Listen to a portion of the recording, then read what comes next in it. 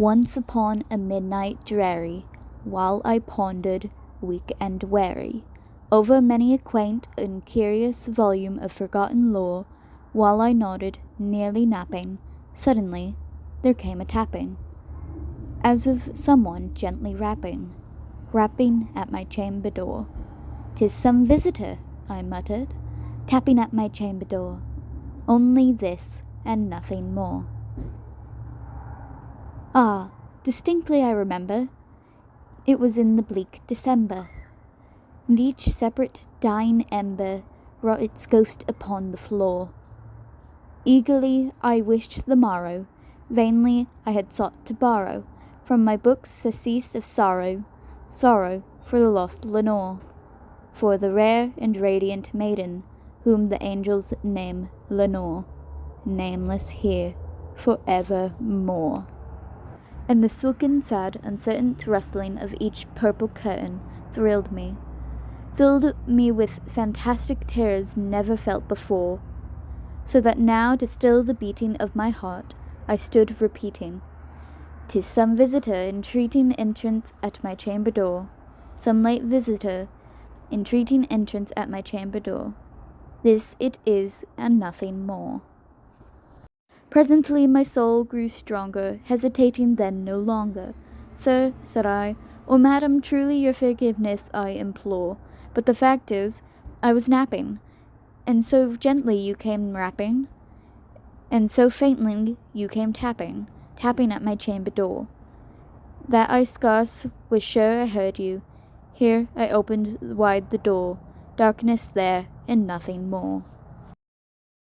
Deep into that darkness peering, long I stood there wondering, fearing, doubting, dreaming dreams no mortal ever dared to dream before.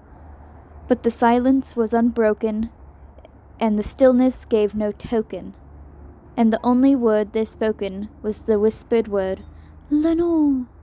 This I whispered, and an echo murmured back the word, "Lenore." Merely this, and nothing more. Back into the chamber turning, all my soul within me burning. Soon again I heard a tapping, something louder than before. "Surely," said I, "surely that is something at my window lattice. Let me see then what thereat is, and this mystery explore. Let my heart be still a moment, and this mystery explore. 'Tis the wind, and nothing more."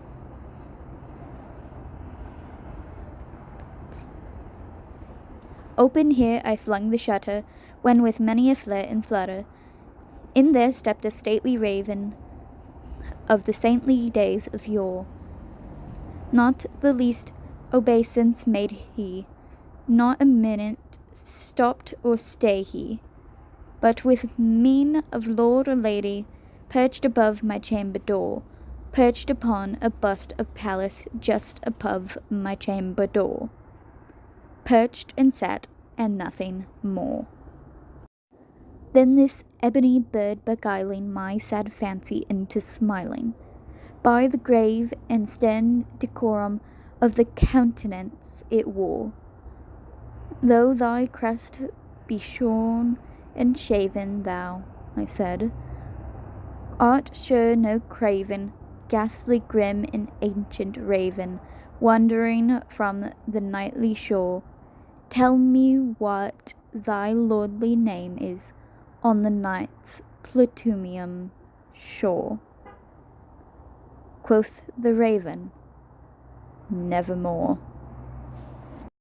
Much I marvelled this ungainly fowl to hear discourse so plainly, though its answer little meaning, little relevancy bore, for we cannot help agreeing that no living human being ever yet was blessed with seeing bird above his chamber door, bird or beast upon the sculptured bust above his chamber door, with such a name as Nevermore.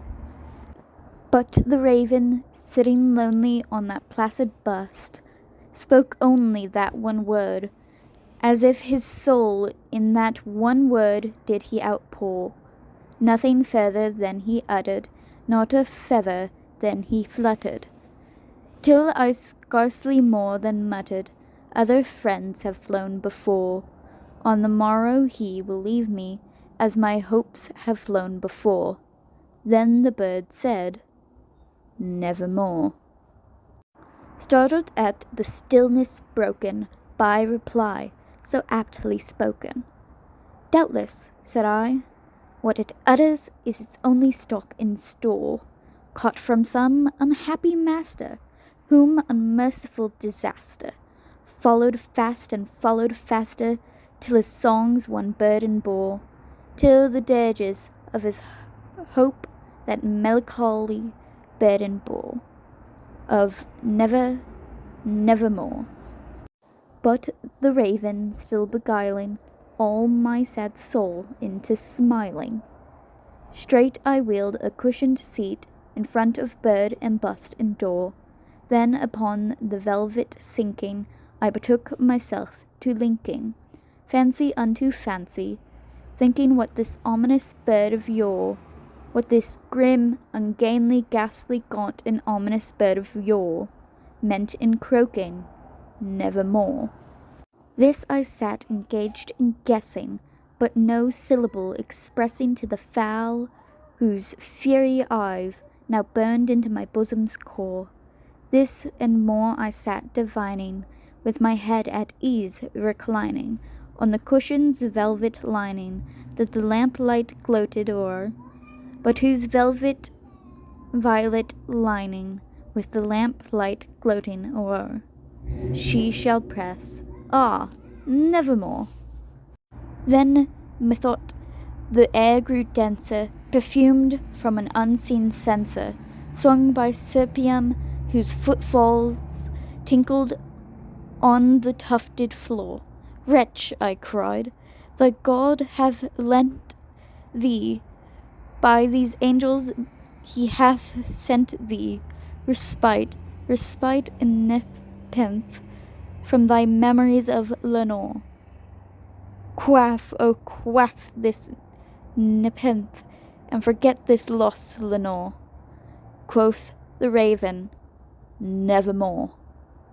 Prophet, said I, thing of evil, prophet still, if bird or devil, whether tempter sent or whether tempest tossed thee here ashore, desolate yet all undaunted, on this desert land enchanted, on this home by horror haunted, tell me truly, I implore, is there balm in Gilead? Tell me, I implore. Quoth the raven, nevermore. Prophet, said I, thing of evil, prophet still, if bird or devil, by that heaven that bends above us, by that God we both adore, tell this soul with sorrow laden if, within the distant Aidenn, it shall clasp a sainted maiden whom the angels name Lenore, clasp a rare and radiant maiden whom the angels name Lenore. Quoth the raven, nevermore. Be that word our sign of parting. Bird or fiend, I shrieked upstarting, get thee back into the tempest and the night's Plutomian shore. Leave no black plume as a token of that lie thy soul hath spoken. Leave my loneliness unbroken, quit the bust above my door. Take thy beak from out my heart, and take thy form from off my door. Quoth the raven, nevermore. And the raven, never flitting, still is sitting on the pallid bust of Pallas, just above my chamber door.